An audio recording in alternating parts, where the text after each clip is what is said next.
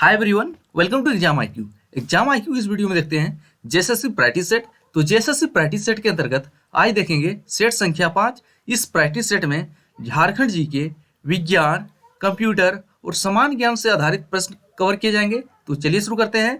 Practice set संख्या 5 जो JSSC के सभी एग्जाम के लिए महत्वपूर्ण है। तो पांचवा प्रैक्टिस सेट का पहला सवाल है, बिहार के कितने प्रतिशत भूभाग को पृथक कर झारखंड राज्य का निर्माण किया गया है? तो इसका सही आंसर क्या होगा? इसके लिए 10 सेकंड आपको दे रहे हैं। 44%, 46%, 36%, 45%। तो बिहार के कितने प्रतिशत भूभाग को अलग करके झारखंड राज्य का निर्माण हुआ है? तो इसका सही आंसर हो जाएगा 46%, लगभग 46%। लेकिन एक्चुअल आंकड़ा कितना है? एक्चुअल आंकड़ा की बात करें 45.80% है और जेएसएससी ने 46%, लगभग 46% को सही माना है। और झारखंड राज्य का निर्माण कब हुआ है? तो निर्माण जो है 15 नवंबर 2000 ईस्वी को हुआ है। और झारखंड का क्षेत्रफल कितना है? इसका क्षेत्रफल जो है 79,714 किलोमीटर स्क्वायर है, जो भारत के कुल क्षेत्रफल का कितना है? 2.42% भारत के कुल क्षेत्रफल का है। लेकिन पॉपुलेशन के मामले में झारखंड का योगदान कितना है? पॉपुलेशन के मामले में झारखंड का योगदान 2.72% है। यह भी महत्वपूर्ण सवाल बनता है। और झारखंड जो है अपने कितने पड़ोसी राज्यों के साथ घिरा हुआ है? तो झारखंड जो देख सकते हैं, झारखंड अपने 5 पड़ोसी राज्यों के साथ घिरा। कौन कौन होता है? उत्तर में जो है बिहार है होता है। इधर कौन होता है? इधर पूर्व में पश्चिम बंगाल होता है, पूर्व में पश्चिम बंगाल। इसके बाद पश्चिम में झारखंड 2 राज्यों से सीमा साझा करती। कौन कौन है? एक है उत्तर प्रदेश और एक है छत्तीसगढ़। और नीचे में कौन है? नीचे में जो है दक्षिण में उड़ीसा है। तो झारखंड अपने 5 पड़ोसी राज्यों के साथ सीमा साझा करती है। और झारखंड निर्माण के वक्त झारखंड में जिलों की संख्या कितनी थी? 18 जिले थे। इसके बाद झारखंड निर्माण के बाद जिलों नवनिर्मित जिले कितने हैं? तो झारखंड निर्माण के बाद 6 नए जिले बने हैं। ये भी महत्वपूर्ण सवाल बनेगा। अगला सवाल देखते हैं, शेरशाह ने बंगाल पर अधिकार करने के क्रम में झारखंड के किस रास्ते का उपयोग किया? तो झारखंड के किस रास्ते का उपयोग किया था शेरशाह ने बंगाल आक्रमण के अधिकार के लिए? लातेहार, सिमडेगा, राजमहल, सिंहभूम, लातेहार, तेलियागढ़ी। तो किसका उपयोग किया था? तो इसका सही आंसर हो जाएगा तेलियागढ़ी का। चौथा ऑप्शन सही हो जाएगा। आपको एक सवाल पूछ रहे हैं, झारखंड का प्रवेश द्वार किसे कहा जाता है? इसका आंसर कमेंट करके दीजिएगा। अगला सवाल देखते हैं, रघुपति राघव राजाराम किसने लिखा है? किसने लिखा है? महात्मा गांधी, टैगोर, अरविंद घोष, विष्णु दिगंबर, पलुस्कर। तो रघुपति राघव राजाराम किसके द्वारा लिखा गया है? तो इसका आंसर क्या होगा? तो इसका सही आंसर हो जाएगा विष्णु दिगंबर पलुस्कर। और रविन्द्रनाथ टैगोर को किस वर्ष नोबेल पुरस्कार मिला था? तो 1913 में रविन्द्रनाथ टैगोर को नोबेल पुरस्कार मिला था। और किस पुस्तक के लिए? गीतांजलि पुस्तक के लिए मिला था। यह भी महत्वपूर्ण सवाल बनेगा। अगला देखते हैं, पौधों का कौन सा भाग केसर देता है? तो कौन सा भाग केसर देता है? जड़ें, पंखुड़ियां, तना, रंध्र। तो इसका आंसर क्या होगा? तो इसका आंसर सही हो जाएगा रंध्र, यानी कि स्टिग्मा जो होता है पौधों का, रंध्र से केसर की प्राप्ति होता है। अगला सवाल देख लेते हैं, झारखंड का एकमात्र जिला कौन है जहां से होकर गंगा नदी प्रवाहित होती है? तो झारखंड का कौन सा जिला है जहां से गंगा नदी बहती है? गोड्डा, पाकुड़, साहिबगंज, देवघर। तो इसका सही आंसर हो जाएगा, तो झारखंड का एकमात्र जिला साहिबगंज है जिससे होकर गंगा नदी प्रवाहित होती है। तो झारखंड के मैप में साहिबगंज कहाँ पे स्थित है? तो साहिबगंज जो है यहाँ पर है, यही है साहिबगंज। तो यहीं से होती हुई गंगा नदी प्रवाहित होती है झारखंड में। छठा सवाल आप देखते हैं, झारखंड में कुल मान्यता प्राप्त अनुसूचित जनजातियों की संख्या कितनी है? अनुसूचित यानी एसटी जनजाति की वर्ग की संख्या कितनी है? 32, 25, 30, 35। तो झारखंड में टोटल एसटी वर्ग अनुसूचित जनजातियों की संख्या जो है 32 है। लेकिन जब वीडियो रिकॉर्ड कर रहे हैं उसमें अनुसूचित जनजातियों की संख्या 32 है। लेकिन हाल ही में संसद से एक और जनजाति को जोड़ने का प्रस्ताव पारित हो चुका है। इस पर राष्ट्रपति का हस्ताक्षर फिलहाल बाकी है, इसलिए इसको नहीं बता रहे हैं। तो झारखंड की एक जनजाति है भोक्ता, जो झारखंड की 33वीं जनजाति बनेगा। जैसे ही इसका राष्ट्रपति के द्वारा नोटिफिकेशन जारी हो जाएगा उसके इसमें ऐड कर दिया जाएगा। लेकिन अभी फिलहाल 32 ही मान के चल रहे हैं। राष्ट्रपति का हस्ताक्षर होगा तब 33 हम ऐड करेंगे। अगला सवाल आप देखते हैं, पूर्व मध्यकालीन संस्कृत साहित्य में छोटा नागपुर किस नाम से पुकारा जाता था? तो पूर्व मध्यकालीन संस्कृत साहित्य में छोटा नागपुर को किस नाम से पुकारा जाता था? मुंडल, कलिंद देश, कुकुटलाड, झारखंड। तो इसका 7वां का सही आंसर हो जाएगा आपका कलिंद देश। तो पूर्व मध्यकालीन संस्कृत साहित्य में झारखंड को, छोटा नागपुर क्षेत्र को कलिंद देश के नाम से पुकारा जाता था। तो दूसरा ऑप्शन सही हो जाएगा। अब अगला सवाल की ओर बढ़ते हैं, निम्नलिखित में से कौन से वृक्ष वर्ष में एक बार अपनी पत्तियां गिरा देते हैं? कौन से वृक्ष? पर्णपाती वृक्ष, शकुनधारी वृक्ष, सदाबहार वृक्ष। पर्णपाती वृक्ष तथा शकुनधारी वृक्ष दोनों कौन वर्ष में एक बार अपनी पत्तियां गिराते हैं? तो इसका सही आंसर हो जाएगा पर्णपाती वृक्ष। पहला ऑप्शन सही हो जाएगा। तो पर्णपाती वृक्ष साल में एक बार अपनी सारी पत्तियां गिरा देते हैं। अब 9वां सवाल की ओर बढ़ते हैं, भारत में किस वर्ष में नया पैसा का परिचय कराया गया था और 1964 में उसका पुनर्नामकरण किया गया? 1957, 1960, 1962, 1959। तो भारत में पैसा की प्रणाली की शुरुआत किस वर्ष हुई थी? ऐसा भी सवाल नॉर्मल में पूछा जा सकता है। तो इसका सही आंसर हो जाएगा 1957। पहला ऑप्शन इसका सही हो जाएगा। अगला सवाल देखते हैं, नागवंशी शासक ने नवरत्न नामक पंचमंजिला भवन का निर्माण सर्वप्रथम कहाँ करवाया था? पालकोट, रातू, दोयसा, नागफेनी। तो नागवंशी राजा ने नवरत्न नामक पंचमंजिला भवन का निर्माण कहाँ करवाया था? तो इसका सही आंसर हो जाएगा दोयसा में। और किसके द्वारा करवाया गया था ये भी पूछा जा सकता है। दुर्जन साल के द्वारा करवाया गया था। और दुर्जन साल जो है इसको हीरो का पारखी माना जाता है। किसको? हीरो का पारखी माना जाता है। और ये किसके समकालीन थे? ये जहांगीर के समकालीन थे। और जहांगीर के कैद में दुर्जन साल जो है 12 साल तक कैद रहे थे, ये भी महत्वपूर्ण है। और जहांगीर के कैद में किस वर्ष गए थे? 1615 ईस्वी में गए थे, ये भी महत्वपूर्ण सवाल बनेगा। और नागवंश से काफी सवाल पूछे जाते हैं। सबसे महत्वपूर्ण सवाल देख लीजिए, नागवंश के संस्थापक कौन थे? इसके संस्थापक जो थे कौन थे? फनी मुकुट राय। कौन थे? फनी मुकुट राय। और फनी मुकुट राय को नागवंश का आदि पुरुष कहा जाता है। तो फनी मुकुट राय ने अपनी राजधानी कहाँ बसाया था? सुतियाम्बे में। यह भी महत्वपूर्ण सवाल बनता है। 11वां सवाल देखते हैं, रुधिर है। रुधिर जो है एक संयोजी उत्तक है, उपकला उत्तक है, पेशीय उत्तक है, प्रजनन उत्तक है। तो रुधिर क्या है? रुधिर जो है एक संयोजी उत्तक है। तो संयोजी उत्तक हो जाएगा। एक पहला 11वां का पहला ऑप्शन सही है। अगला देखते हैं, मध्यकालीन शासक फिरोज शाह तुगलक ने झारखंड में किस स्थान को अपनी राजधानी बनाया था? रांची को, सिंहभूम को, सतगावा को, या इनमें से कोई नहीं?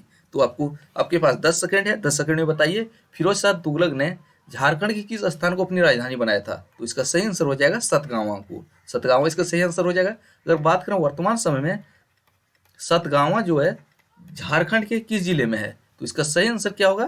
तो झारखंड के जो है कोडरमा जिले में है। यह भी महत्वपूर्ण सवाल बनेगा। अब अगला सवाल देखते हैं, निम्नलिखित में से किस हार्मोन को आपातकालीन हार्मोन कहा जाता है? तो आपातकालीन हार्मोन कौन सा है? Adrenaline, thyroxine, vasopressin, insulin. तो आपातकालीन हार्मोन के नाम से किसको जाना जाता है? तो इसका सही आंसर हो जाएगा एड्रेनालिन। तो एड्रेनालिन जो है आपातकालीन हार्मोन के नाम से जाना जाता है। पहला ऑप्शन सही है। अब अगला सवाल देखते हैं, हार्मोन के रूप में कार्य करने वाले प्रोटीन का उदाहरण बताइए। तो कौन सा है? तो हार्मोन के रूप में कार्य करने वाले protein trypsin, oxytocin, creatine, casein. कौन हो जाएगा? तो 14वां का आपका सही आंसर हो जाएगा ऑक्सीटोसिन। तो ऑक्सीटोसिन हो जाएगा। हार्मोन के रूप में कार्य करने वाले प्रोटीन का एक भी एग्जाम्पल है ऑक्सीटोसिन। दूसरा ऑप्शन सही हो जाएगा। अगला सवाल की ओर बढ़ते हैं, निम्नलिखित में से कौन सा लोक नृत्य राजस्थान से संबंधित है? तो राजस्थान से संबंधित लोक नृत्य कौन सा है? रऊफ, झोरा, विधि, सुईसिनी। तो राजस्थान से संबंधित कौन सा लोक नृत्य है? तो 15वां का आपका सही आंसर हो जाएगा सुईसिनी। अब 16वां सवाल देखते हैं, संथाल परगना में काश्तकारी कानून किस वर्ष लागू किया गया था? तो इसका ऑप्शन है आपका 1856, 1857, 1858, 1859। तो संथाल परगना में काश्तकारी कानून किस वर्ष लागू हुआ था? तो इसका सही आंसर आपका हो जाएगा 16वां का 1857 में, तो दूसरा ऑप्शन सही हो जाएगा। अगला सवाल देखते हैं, ताना भगत आंदोलन की शुरुआत किस वर्ष हुई थी? अप्रैल 1912, अप्रैल 1913, अप्रैल 1914, अप्रैल 1916। तो ताना भगत आंदोलन की शुरुआत कब हुई थी? अप्रैल 1914 में। कब? अप्रैल 1914 हो जाएगा, तीसरा ऑप्शन सही हो जाएगा। और ताना भगत आंदोलन की शुरुआत किसके द्वारा किया गया था? तो इसका सही आंसर हो जाएगा जतरा भगत, या तो इसको बहुत से जगह उरांव भी बोला जाता है, जतरा भगत या जतरा उरांव के द्वारा 1914 में ताना भगत आंदोलन की शुरुआत की गई थी। यह शुद्ध गांधीवादी तरीका आंदोलन था, वह भी महत्वपूर्ण सवाल हो जाएगा। अगला देख लेते हैं, भारत का राष्ट्रीय वृक्ष क्या है? नारियल, चंदन, वट, यानी इसको बरगद भी बोला जाता है, या नीम। तो भारत का राष्ट्रीय वृक्ष जो है वट, बरगद का वृक्ष है। और भारत का राष्ट्रीय पक्षी क्या है? पक्षी जो है मोर हो जाएगा। 19वां सवाल देखते हैं, झारखंड की जनजातियों में प्रचलित शब्द डोमकच का संबंध किससे है? डोमकच का संबंध किससे है? डोमकच एक लोक नृत्य है, एक त्योहार है, एक जनजातीय समूह है, एक लोकगीत है। तो इसका सही आंसर क्या हो जाएगा? डोमकच जो है एक लोक नृत्य है, पहला ऑप्शन सही हो जाएगा। 20वां सवाल देखते हैं, गांधी जी पहली बार रांची किसके निमंत्रण पर आए थे? तो गांधी जी पहली बार रांची जो है किसके निमंत्रण पर आए थे? जयदेव, श्याम कृष्ण सहाय, शिबू सोरेन, विश्वनाथ दुबे। तो किसके नेतृत्व पर आपके निमंत्रण पर रांची आए थे? तो इसका सही आंसर हो जाएगा श्याम कृष्ण सहाय के निमंत्रण पे गांधी जी पहली बार रांची आए थे। अगर पूछा जाए गांधी जी का पैर झारखंड की धरती पर किस वर्ष पड़ा था? तो इसका सही आंसर हो जाएगा 4 जून 1917 को। यह भी महत्वपूर्ण सवाल बनता है जेएसएससी के लिए। अगला सवाल, निम्नलिखित में से किसने 1506 ईस्वी में 1506 नहीं, आगरा की स्थापना 1504 में हुई। तो 1504 में आगरा को बसाकर अपनी राजधानी बनाया। तो इसका सही आंसर हो जाएगा, आगरा को बसाने वाला कौन था? सिकंदर लोदी था, दूसरा ऑप्शन सही हो जाएगा। अगला है, बिरसा मुंडा का जन्म कब हुआ था? काफी एग्जाम में पूछा जा चुका है।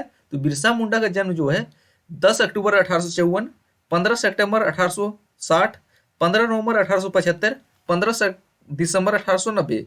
तो बिरसा मुंडा का जन्म जो है 15 नवंबर 1875 को हुआ था। कहाँ पे हुआ था? खूंटी जिले में हुआ था। कहाँ पे? खूंटी जिले में। और जगह पूछे उली हातू में हुआ था। आपको बताना है बिरसा मुंडा की मृत्यु किस तिथि को हुई? किस तिथि को हुई है? 1900 ईस्वी में हुई है। किस तिथि से? और इसकी मृत्यु कहाँ हुई है? रांची में। किस बीमारी से?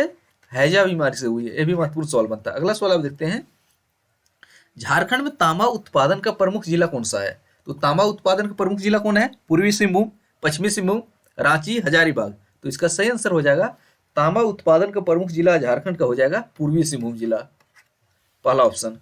अगला सवाल की ओर बढ़ते हैं, बलवंत राय मेहता कमेटी ने सुझाव दिया था कि पंचायती राज की संरचना का स्तर कैसा होना चाहिए? ग्राम, ब्लॉक और जिला स्तर का, मंडल और जिला, ग्राम, जिला और राज्य, ग्राम, मंडल, जिला और राज्य। तो बलवंत राय मेहता समिति ने त्रिस्तरीय पंचायती राज व्यवस्था का संरचना का स्तर सिद्धांत दिया था। तो ग्राम, ब्लॉक और जिला। तो सही आंसर हो जाएगा पहला ऑप्शन। अगला सवाल देखते हैं, सोन नदी झारखंड के किस जिले में सर्वप्रथम प्रवेश करती है? तो सोन नदी जो है झारखंड के कौन से जिले में सबसे पहली बार प्रवेश करती है? तो इसका सही ऑप्शन क्या है? हजारीबाग, गढ़वा, लातेहार, पलामू। तो इसका सही आंसर क्या हो जाएगा?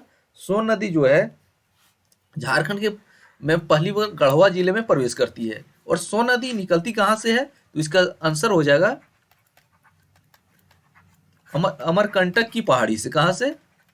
सोन नदी का उद्गम स्थल पूछा जाए, अमरकंटक की पहाड़ी। और झारखंड में सबसे पहले किस जिले में प्रवेश करती है? गढ़वा जिले में। अगला सवाल है, वर्ष 1952 के विधानसभा चुनाव में झारखंड पार्टी का चुनाव चिन्ह क्या था? तो 1952 के विधानसभा चुनाव में झारखंड पार्टी का चुनाव चिन्ह क्या था? गाय, मुर्गा, तीर धनुष, नगाड़ा। तो इसका सही आंसर क्या होगा? तो देखते हैं, इसका सही आंसर हो जाएगा दूसरा, मुर्गा छाप। तो 1952 के विधानसभा चुनाव में झारखंड पार्टी का चुनाव चिन्ह मुर्गा छाप था। और झारखंड पार्टी से कुछ सवाल पूछे जाते हैं। इसके संस्थापक कौन थे? इसके मुख्य संस्थापक जो थे जयपाल सिंह। और झारखंड पार्टी का स्थापना किस वर्ष हुआ है? इसकी स्थापना जो है 1950 में हुआ है। और इसके चुनाव चिन्ह मुर्गा छाप था। और झारखंड पार्टी का विलय किस पार्टी में हुआ है? इसका विलय जो है 1963 ईस्वी में हो गया है। किस पार्टी में? कांग्रेस में हुआ है। तो सारे सवाल यहाँ महत्वपूर्ण बनते हैं। अगला देखते हैं, सैटेलाइट लॉन्चिंग स्टेशन कहाँ स्थित है? तो सैटेलाइट लॉन्चिंग स्टेशन जो है श्रीहरिकोटा आंध्र प्रदेश, सोलापुर महाराष्ट्र, सालेम श्रीशैलम तमिलनाडु, वारंगल आंध्र प्रदेश। तो सैटेलाइट लॉन्चिंग स्टेशन जो है भारत में कहाँ पे स्थित है? श्रीहरिकोटा आंध्र प्रदेश में। पहला ऑप्शन सही हो जाएगा। अगला सवाल की ओर बढ़ते हैं, किस अनुमंडलीय धारा के तहत किसी पहाड़ी गांव की परती या बंजर भूमि का बंदोबस्त गैर पहाड़ियों के बीच नहीं किया जा सकता है? एसपीटी और सीएनटी से संबंधित सवाल है। तो धारा 43, धारा 42, धारा 41, धारा 50। तो कौन से सवाल से है? तो इसका सही आंसर हो जाएगा धारा 41। ऐसा सवाल जेएसएससी में बहुत कम पूछा जाता है, लेकिन जेपीएससी में प्राय पूछा जाता है, लेकिन जेएसएससी में भी कभी कभी पूछा गया है। दूसरा सवाल भी इससे रिलेटेड है, एसपीटी से। संथाल परगना काश्तकारी अधिनियम 1949 के तहत किस धारा के द्वारा डाक के माध्यम से लगान दिया जा सकता है? तो कौन से धारा के अनुसार? धारा 45, धारा 46, धारा 40, धारा 41। तो 29वां का आपका सही आंसर क्या होगा? तो इसका सही आंसर हो जाएगा धारा 45 के तहत संथाल परगना काश्तकारी अधिनियम 1949 में धारा 45 के तहत डाक के द्वारा भी लगान का भुगतान किया जा सकता है। अगला देखते हैं, व्यक्तिगत ओलंपिक स्वर्ण पदक पाने वाले प्रथम भारतीय का नाम क्या है? KD Jadhav, PT Usha, Abhinav Bindra, C K Naidu. कौन हो जाएगा? तो इसका सही निशानेबाज है अभिनव बिंद्रा हो जाएगा। और उन्होंने कहाँ जीता था? बीजिंग ओलंपिक में जीता था। ये भी महत्वपूर्ण सवाल बनेगा। अगला है, जींस क्या है? जींस जो एक जमीन है, कपड़ा है, फसल है, इनमें से कोई नहीं। तो जींस जो है कपड़ा होता है, कपड़ा होता है। अगला है, झारखंड में संथाल विद्रोह का बिगुल किस स्थान से बजा था? तो बारवाडी, उलीहातू, नेमरा, भगनाडी। तो झारखंड में संथाल विद्रोह का बिगुल किस स्थान से बजा था? तो इसका सही आंसर हो जाएगा भगनाडी से। चौथा ऑप्शन सही हो जाएगा। और संथाल विद्रोह से काफी सवाल पूछे जाते हैं। सबसे पहला सवाल है, संथाल विद्रोह हुआ किस वर्ष था? तो संथाल विद्रोह जो है 1855 में हुआ था। एक है कार्ल मार्क्स। इन्होंने कहा था भारत की प्रथम जन क्रांति।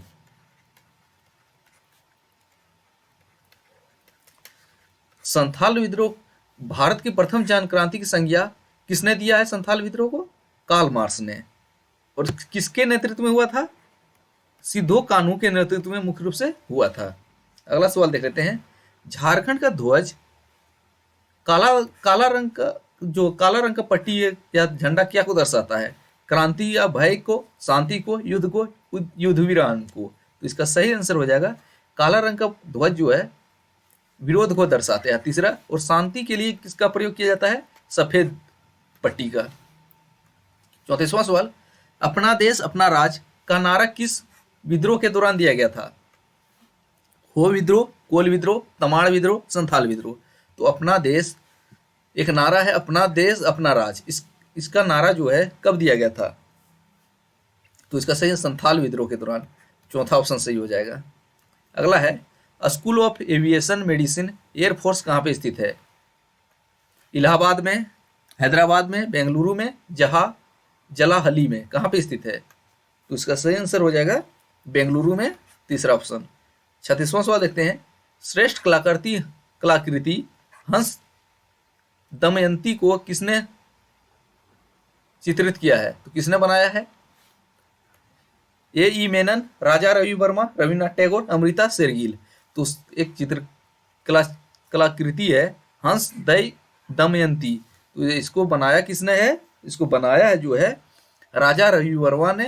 अगर पूछे जाए राजा रवि वर्मा का संबंध किससे है? ये चित्रकार है।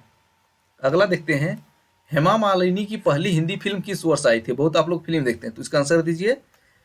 1965, 1966, 1967, 1968। तो हेमा मालिनी की पहली फिल्म कौन सी आई थी, किस वर्ष आई थी?